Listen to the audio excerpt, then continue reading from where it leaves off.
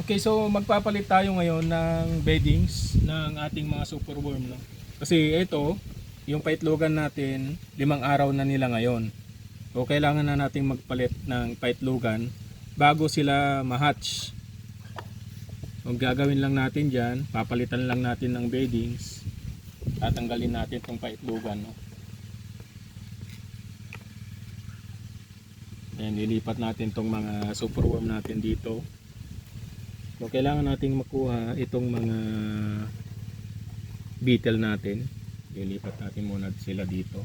Para mas mabilis nating makuha yung mga beetle natin, ganito yung ginagawa ko. Kasi mahirap silang huliin ang isa-isa.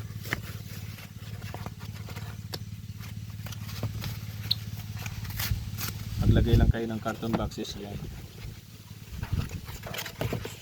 Egg tray. Then hayaan nyo silang kumapit.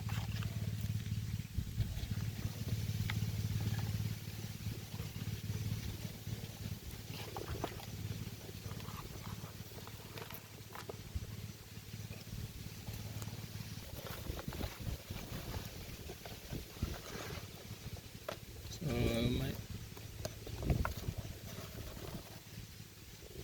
mahirap ito gawin kapag marami na yung production mo kasi isa-isa yan. Kita rin yun, no?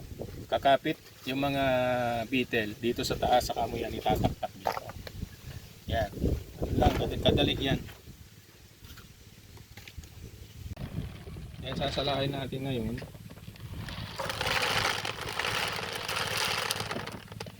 Para matanggal yung mga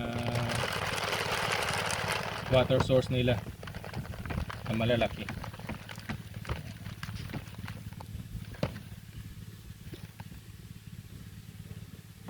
Okay. So ito na yung lumang beddings ng ating mga beetle.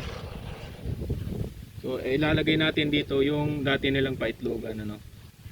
Ipapatong lang natin diyan. Tapos hihintayin na lang natin 'yan mga mag-hatch yung mga eggs.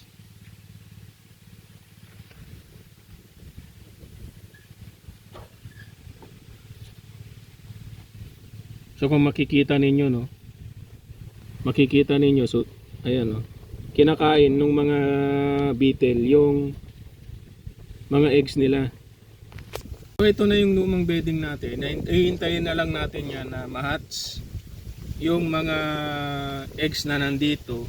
After 1 linggo, pwede na naman natin gamitin ito. At yun na naman, ito na naman gagamitin natin doon sa kanilang beddings. Magpapalit tayo ulit ng panibagong nilang beddings.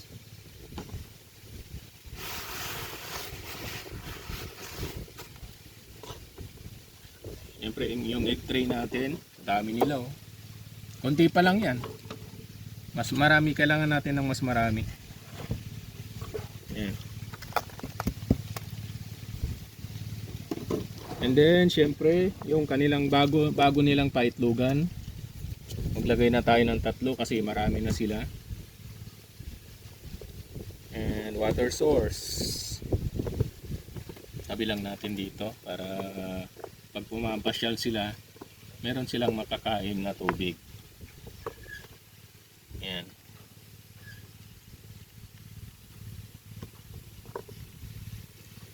So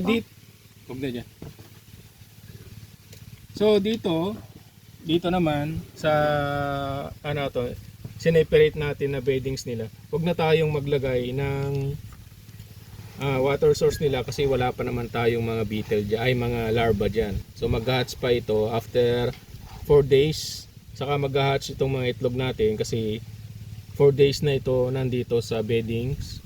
Kaya kailangan natin ilipat ito after 4 days. So ganun lamang po yung pagpe-prepare ng ating mga superworms.